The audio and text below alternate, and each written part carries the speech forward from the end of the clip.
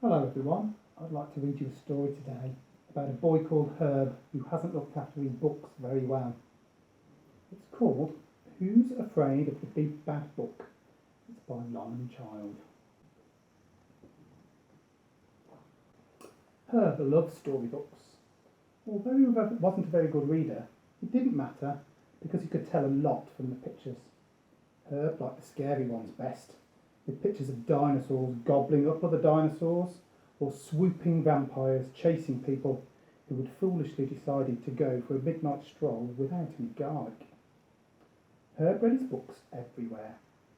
This was why many of the pages were stickily stuck together, soggy around the edges, and usually had bits of banana, biscuit, and the odd pea squashed between the pages. On this particular night, Herb's friend Ezzy was staying over. Earlier, the two of them had been playing a game involving a great deal of tidying things, and by the evening, Herb had trouble even finding his bed.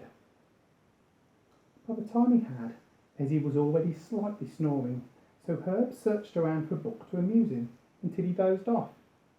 But the only one he managed to find was a book of fairy tales.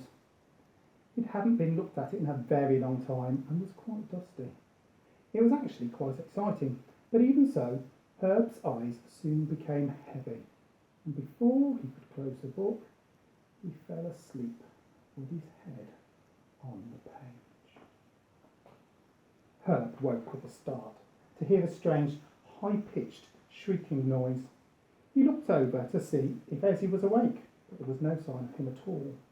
Furthermore, his bed had become sort of lumpy and huge, which was funny because Herb had always found his bed to be just right. "What are you doing here? How dare you be on this page? I am the star, and I say you're not allowed in this story," shrieked the shrieking thing. "Where am I?" stammered Herb. "On my page," screeched the girl.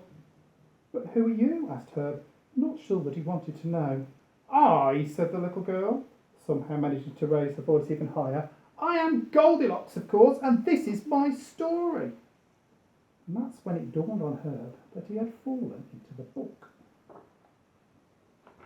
Herb scrabbled out of bed as fast as he could, scooted down the stairs and went slap bang wallop into 3 differently sized bears. "Whoops, I'm so sorry," squeaked Herb, terrified. "I didn't mean to be here." "Oh, that's quite all right," said the largest bear. "It could happen to anyone." "It does all the time," said the small bear, growling at Goldilocks. "How about some porridge?" said the medium-sized bear. "You might find it too hot or too cold. I'm afraid we're out of just right." Coughed Goldilocks. "In case you pea-brains have forgotten, this story is called Goldilocks and the 3 Bears, not The Little Show-Off in Pyjamas Has Breakfast." Herb ran for it. He ran past 2 children nibbling a house made of ginger biscuits. "I wouldn't do that," called Herb. "Oh, get lost," shouted the children. He ran past a man climbing up what looked like a long plait of hair. "Ouch!" cried the voice belonging to the hair. And when he saw a cat wearing a feathered hat and high-heeled boots, Herb ran a little bit faster. He ran all the way through the forest. At long last, he came to an enormous door. It was difficult to open because the illustrator had drawn the handle much too high. But after 3 attempts at jumping, Herb managed to grab it and slowly creak open the door. There seemed to be a party going on. Everyone was dressed up to the nines and dancing in wigs. One by one, the dancers noticed Herb around, and the music ground slowly to a halt. It was so quiet you could hear a pea drop. Was that a pea? Well, you could have heard something drop had it not been for the couple in crowns having a furious discussion in loud voices. "Where the dickens is that twerp Prince Charming? Never mind him, where the devil is my throne?" Herb couldn't help noticing that the Queen had a moustache drawn on in biro. "And who might you be?" demanded the Queen. "This is a private royal party, you know. No one in pyjamas is invited." "I'm Herb," said Herb. "I own this book." Oh, so you're the doodler who ruined my looks, she said, pointing at her moustache. And where's my phone, you scissor snipper? It was then that Herb remembered.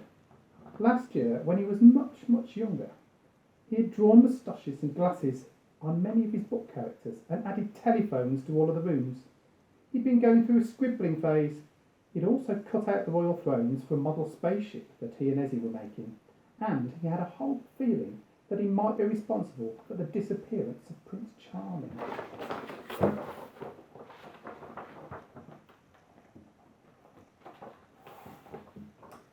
As Herb wondered desperately what to do next, he noticed his pencil case lying on the floor. He'd been looking for it for months. It's all right, I can draw you a new throne, he said. Make sure it's got lots of twirly bits, blustered the king. And I want it gold, of course, ordered the queen. Herb didn't have a gold crayon. It would have to be green. The queen did not look impressed. Then, finding the eraser, Herb started to rub away at the queen's moustache. Ow, ow, ow, that really hurts! Seize him, she roared. Herb made a dash for it. There wasn't time to get to the door, but by snipping a hole in the palace floor, Herb managed to wriggle through onto the next page. He could hear the queen shouting, "Look, he's at it again!" Herb found himself in an oddly arranged room. Who are you, measly little rodent? Looking up, Herb saw Cinderella's wickedly mean stepmother and her ugly daughters. I'm Herb, called Herb. What are you doing up there? I wonder, are we pretending to be flies? Scoffed the woman. Or could it be that some vile, good-for-nothing child tore out our page and put it back upside down? I wonder who could have done that, said Herb, slightly blushing. Probably some hideous little boy, snarled the stepmother, fixing Herb with her beady eyes.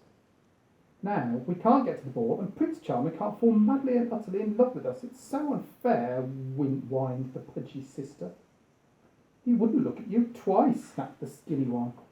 Oh, do be quiet, hissed the stepmother. I'm feeling queasy. Just then, the telephone started to ring. Sticking telephones in fairy tales had seemed funny at the time, but Herb could see that they could turn out to be rather a nuisance. Hello. Why, hello, Your Majesty. Yes. As a matter of fact, there is a little pyjama boy here. He did what? Oh, he did he? Don't worry. I'll deal with the little weasel, she said, giving Herb a shrivelling look. Oh, and by the way, if you see that nosy Goldilocks, tell her to bring a ladder over. So this is your doing, she screamed, leaping onto a chair. I'm going to make you wish you'd never opened a book. Herb speedily drew a door on the wall, ran through it and slammed it shut. Come back here, you little horror, she screeched. Herb was in a very dusty kitchen. His feet were sticking to the floor, and there were what looked like giant biscuit crumbs stuck all over the place. Sorry about the dirt, said a bedraggled yet pretty girl. Aren't you meant to be at a royal ball? Asked Herb. Yes, but I had to come because the prince was late, and my party dress dissolved into rags, and I really looked a mess. And then my carriage turned back into a pumpkin, which was sort of embarrassing. Would you like a cup of tea? She really was very nice, and Herb was beginning to feel extremely guilty, because he had just remembered where Prince Charming was. Herb had cut him out to make a birthday card for his mother. If only I could get out of this book, I could find the prince for you, he said. Oh, I know who can help, said Cinderella, picking up the phone.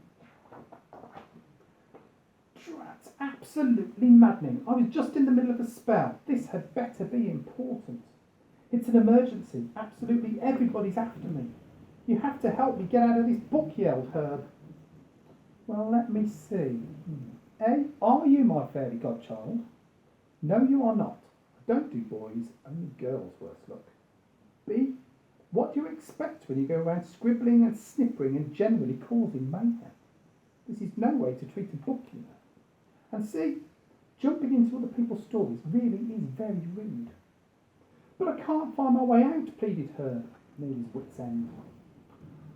All right, keep your pyjamas on. I suppose I'll have to come to the rescue as always. Now, where did I put my wand? At that moment, the door flew open. He's in your kitchen looking for more food, shouted Goldilocks. It was the unmistakable ear-piercing voice of her. Right behind her was the wicked stepmother, and she was not in a pretty mood, having snagged her stockings climbing the ladder out of the upside-down room. What shall I do? Flustered Herb. Quick, climb up the text, said the fairy godmother, and Herb grabbed hold of the letters and scrabbled up the sentences. Some of the words were a bit weak, and the whole lot started to wobble. He's getting away! Screamed Goldilocks so loudly that the whole book shook and slipped off the bed, sending Herb falling headlong through the air onto his own bedroom floor. What's happening? Squeaked a startled Ezzy, sitting bolt upright in bed. As you can imagine, it all took some explaining. Ezzy and Herb spent the rest of the night putting the storybook back to rights, rubbing out the stoshes, cleaning out crumbs, and blowing away dust. The bewildered Prince Charming was prized off the birthday card and sticky-tacked back into the ballroom.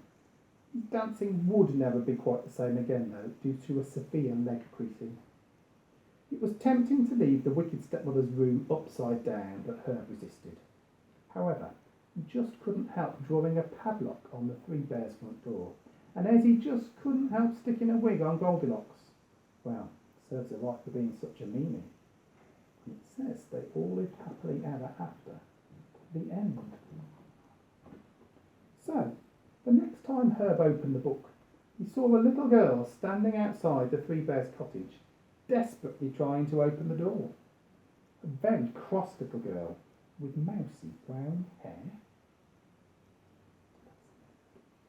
I hope you enjoyed that story. I certainly enjoyed telling it.